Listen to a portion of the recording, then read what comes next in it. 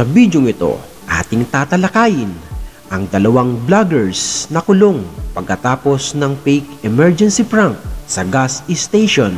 Arestado ang dalawang vloggers matapos maglaro ng fake emergency prank sa loob ng gasoline station. Ang mga suspect na nag-record ng video para sa kanilang online content ay bumili ng gasolina na nagkakahalaga ng 10 piso at ibinuhos ito sa isang walang lamang bote na plastic.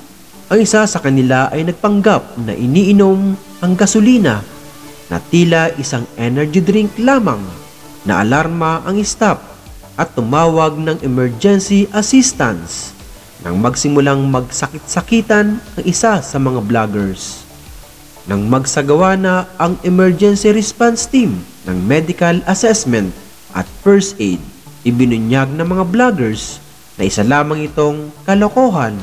Kakasuhan sila ng alarm and scandal sa ilalim ng Article 155 ng Revised Penal Code.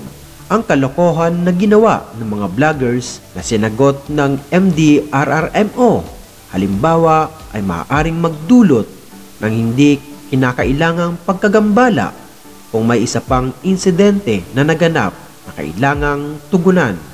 Kasalukuyang nasa kustodiya ng pulisya ang mga suspect. Kung nagustuhan mo ang ganitong mga video, pakishare na rin sa iyong mga kaibigan at kapamilya. Maraming salamat. God bless.